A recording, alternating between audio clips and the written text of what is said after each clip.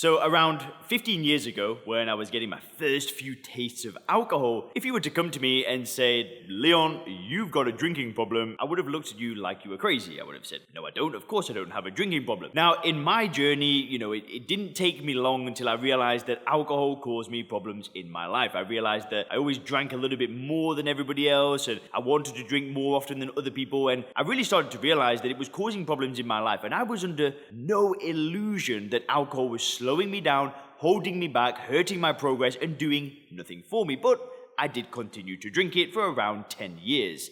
Now, all that being said, I know that there are tens of thousands and millions of people out there that don't even suspect that they have a drinking problem despite it causing problems in their life. So what I want to do for you in this video today is I want to talk to you about what happens, and if this happens, you will realize that you have got a drinking problem. Now, I'm not trying to call you out, I'm not trying to belittle you by any means, but if you ask me, it's extremely important for you to look at the situation, look at your drinking, and really ask yourself, is this helping? Now, if you actually want my help stopping drinking in the Sober Clear program, where we use first principles thinking, coaching, and have a community of others to do this with, click the link in the description. You can book a call with me and we can see if the program could be a good match for you. Typically, I work with entrepreneurs, professionals, and high achievers, and we really just take a logical approach to reframe the way you view alcohol. So click the link in the description for more details on that. Now, the first sign or the first thing that could happen when you've got a drinking problem is that you regularly drink more than you intend to. Now, I have done this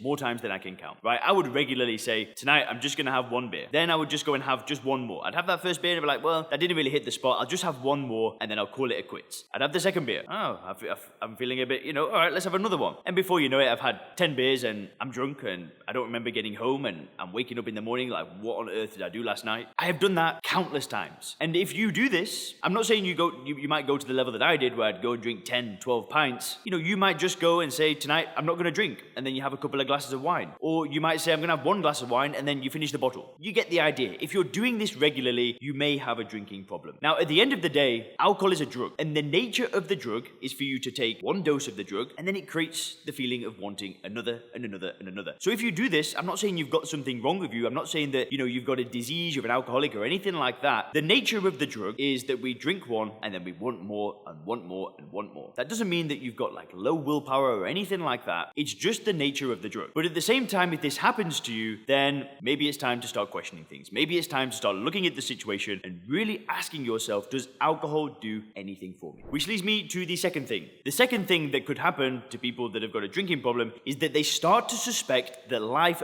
would be better without alcohol. They start to have these conversations with themselves. They start to say, well, I guess if I remove the alcohol, maybe I'd have a bit more energy in the mornings. Maybe I'd be able to play with my kids. Maybe I'd be able to actually finish those hard workouts or even get to the gym. They just start to suspect that life may be better without the alcohol. But at the same time, they do absolutely nothing with that information, right? They suspect life could be better, but take no action. And I'll break down why that happens in the next point. But if you're starting to think that life could be better without alcohol, then maybe that just means that you are drinking too much and it's negatively impacting your life and really slowing you down and holding you back. Which leads me to the third point. And the third thing that happens to people that could have a drinking problem is that the thought of stopping or reducing your alcohol intake actually fills you with fear. So if you've ever, attempted to stop drinking and then you've just kind of thought about it and thought, you know what, I don't know if I could do that, and you get this feeling of how would life really look without alcohol, and you start to think that somehow you're going to be in a worse position from removing alcohol in your life instead of a better position, and that feeling stops you from doing anything, you may have a drinking problem. If you think that life could be better without alcohol and you want to do something about it, but then this feeling of fear stops you, maybe it's time to question things. Maybe it's time to look at the situation and say, do you know what, it's time to put this behind me. When I tried to stop drinking alcohol, I always thought that I'd be in a worse position instead of a better position. I didn't think that life would get better and better and better. I thought that things would just be worse, like,